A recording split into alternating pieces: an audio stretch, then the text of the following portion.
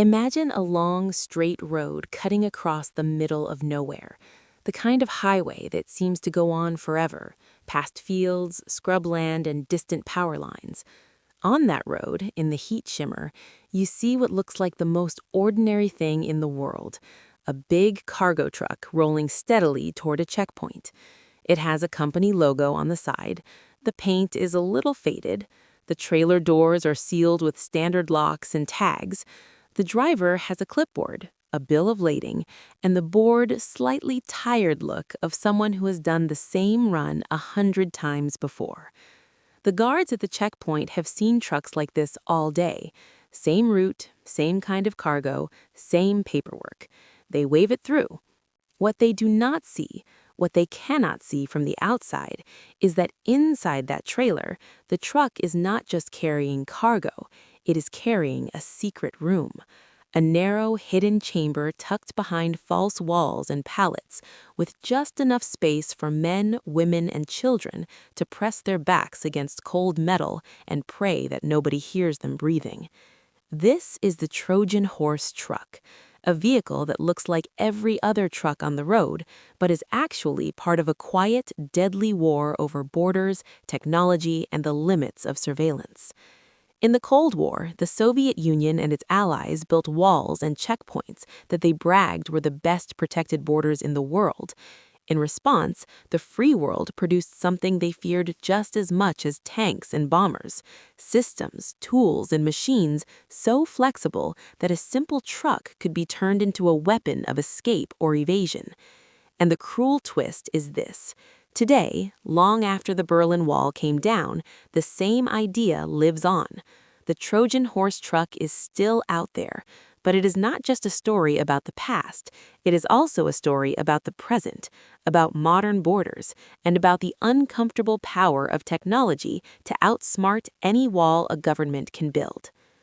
To understand how we got here, you have to go back to the mindset of the Cold War.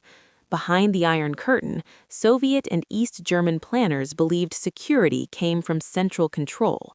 You design the system from the top down. You draw the borders on a map, you put up concrete and wire, you assign guards, you write rules. On paper, it looks flawless. Every road is covered. Every checkpoint is staffed. Every vehicle can be inspected. But in the real world, people do not move like diagrams. They move like water. They look for cracks, for low spots, for places where routine turns into habit, and habit turns into blindness. That's where the Trojan horse truck lives, not in the rule book, in the blind spots. In the 1960s, East German officials bragged that their border forts could stop anything: tunnels, cars, even armored personnel carriers. They installed heavy barriers across highways that could stop a 50-ton vehicle at high speed.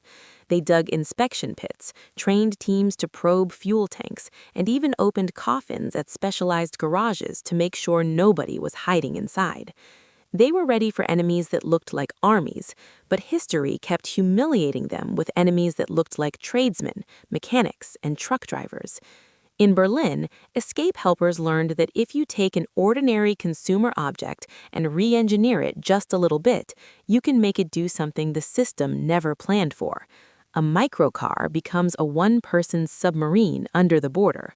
A convertible becomes a limbo bar under a checkpoint gate.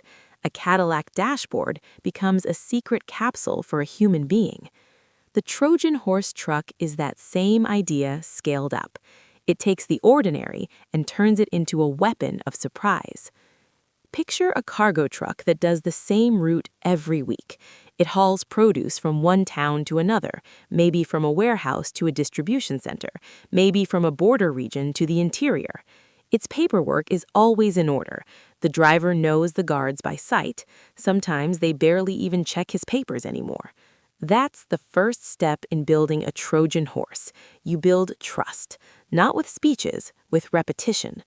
Over weeks or months, the truck becomes familiar, something officials recognize subconsciously: the same logo, the same color, the same timing. It becomes part of the background, just another piece in the endless flow of vehicles. And then, one night, the pattern changes. Deep inside the trailer, behind stacks of boxes or bags, there's a new layer, a wall that wasn't there before. From the outside, it looks like the back of the load. Maybe it's painted the same color as the interior. Maybe the screws and rivets are aligned to match the rest of the construction. Behind that wall, there's a narrow space. It might be only 3 feet wide. You can't stand up in it. You can hardly sit. You can only crouch or lie pressed against metal. To get inside, you don't use the main rear doors. You slip through a small opening before the cargo is loaded or crawl through a tunnel from a hidden hatch. Once inside, the wall is sealed, the pallets or boxes are stacked in front of the access, and from that moment on, the people inside are no longer passengers, they're part of the truck. When the vehicle arrives at the checkpoint, guards open the doors and see exactly what they expect to see: crates of produce, boxes of goods, maybe building materials stacked neatly.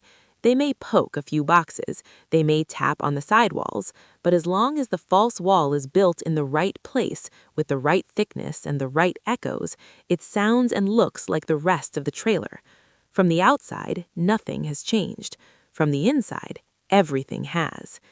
Modern investigators describe discovering up to 17, 50, even 55 people crammed into hidden compartments in cargo trailers. They talk about crawling into spaces only a few feet wide, where the air is stale and the walls are slick with sweat. In one case, a delivery truck painted to look like it belonged to a major home improvement chain contained a concealed chamber in its cargo area where 17 people were packed with no ventilation. In another case, a produce trailer was built with a false rear wall.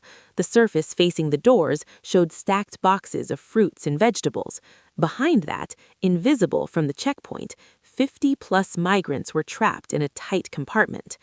Engineers who examined these trucks after they were caught noted details that would make any fabricator nod. The false walls were built with plywood and steel tubing. The seams were caulked and painted to match factory panels. Access hatches were cut in places where no normal inspector would ever think to look. But what really made the truck dangerous was not just the craftsmanship, it was the routine. Because the Trojan horse truck doesn't rely on beating the detector dog or the thermal camera or the X-ray machine every time. It relies on making sure those tools are never used in the first place. If guards are tired, if the checkpoint is backed up, if they know this truck and this company and this driver from last week, maybe they wave it through with only a quick glance. Maybe they choose another truck to inspect more thoroughly. In that moment, the truck wins not just with metal, but with psychology. This interplay between technology and human habit is something Americans have exploited before against rigid systems.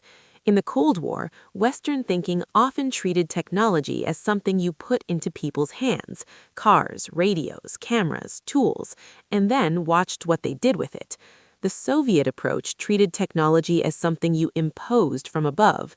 You built big systems and expected everyone to fit into them.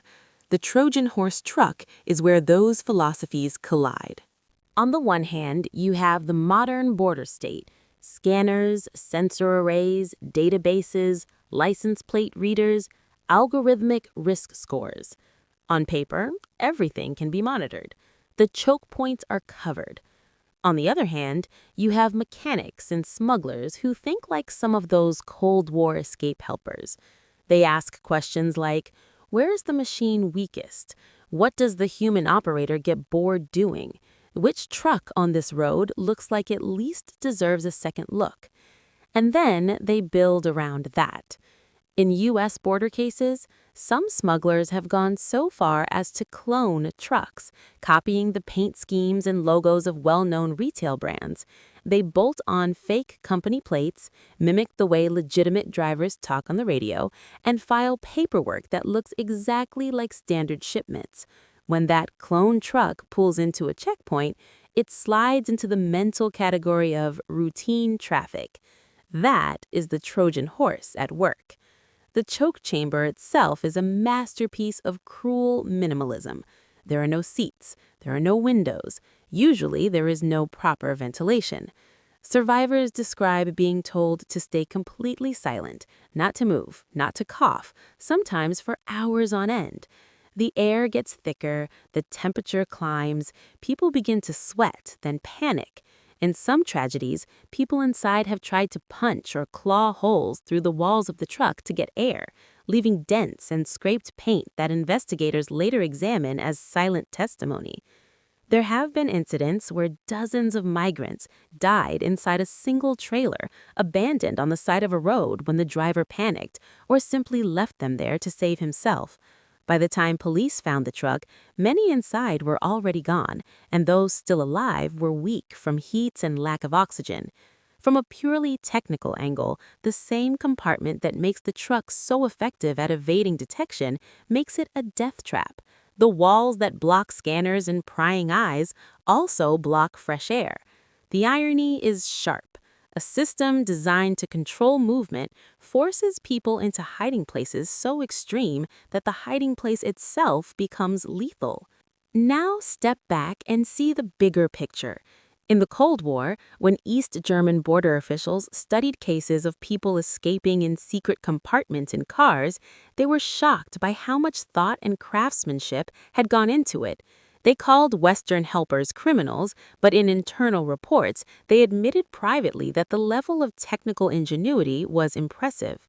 In the same way, modern border agents who dismantle Trojan horse trucks are often caught between horror and respect. They are horrified by the risk to human life.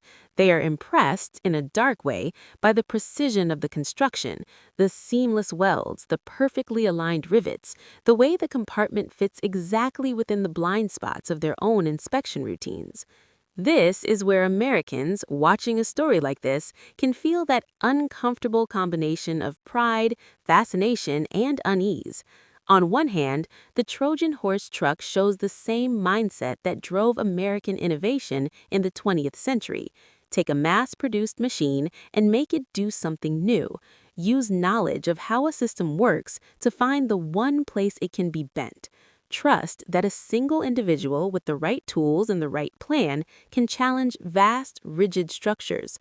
On the other hand, in the modern world, that ingenuity is often being used by people you would not call heroes, smugglers who treat human beings as disposable cargo, who will seal 50 people in a metal box without proper air just to make a profit. The technology itself is neutral. The same knowledge that allowed Cold War escape helpers to turn a Cadillac into a lifeboat is now being used to turn trucks into floating coffins. For a viewer in the United States, the deeper question beneath the story of the Trojan horse truck is this: what kind of system do you want to build, and what kind of system do you want to trust? The Soviet answer was to build walls and claim they were perfect, then act outraged when a microcar or a modified sedan slipped through. The modern authoritarian answer is similar. Build bigger walls, higher fences, smarter cameras, and assume that with enough control you can shut down the human desire to move. The American answer has never been tidy, but at its best it has been honest about one thing. You cannot out-engineer human ambition forever. You can shape it, you can channel it, you can offer legal paths, economic opportunities, and alliances that make the Trojan horse truck unnecessary. When those options fail or are denied, the Trojan horse truck appears out of the haze again, a familiar silhouette with a new secret inside. So imagine that road again. The sun is higher now. The checkpoint is busy. Trucks line up one after another. A white trailer pulls forward. It looks like any other. A logo, a number, a driver with a clipboard. One inspector glances at the manifest, then at the trailer. He has seen this company before. He has seen this route. He knows that if he opens every door and searches every trailer thoroughly, the whole line will back up for hours. In that moment, there is a decision. Wave it through or look twice. Inside the trailer, behind a false wall, in a space barely wider than a coffin, 50 people are waiting to see which way that choice goes. They do not know about Cold War engineers or Soviet security doctrines. They do not know about debates in distant capitals. They know only the sound of boots on gravel, the creak of metal hinges, and the way the air feels in their lungs. If the inspector waves the truck through, the Trojan horse wins. If he signals for a deeper search, the wall wins. For Americans watching, the question is not just who to root for in that moment. It's what kind of stories you want your technology to tell. Stories of escape from tyranny or stories of exploitation. Stories where the hidden compartment is a lifeline from a police state or stories where it is a trap built by criminals. Across the 20th century, the United States became the place that made the machines everyone else watched. Sometimes those machines terrified the world. Sometimes they inspired it. Sometimes, like the Trojan horse truck, they did both at once. The Soviets once claimed that their walls were unbreakable and their systems could not be fooled. History proved them wrong, not just on battlefields, but on roads, at checkpoints, and in the hidden corners of ordinary vehicles. That legacy is still with you every time a border guard decides whether to trust a vehicle or tear it apart. Every time an engineer sits down and asks, what could someone hide inside this? The Trojan horse truck is a warning and a reminder. A warning that no wall is perfect, and a reminder that when you give human beings wheels, tools, and a reason, they will always find ways to make the road do more than the map says it should do.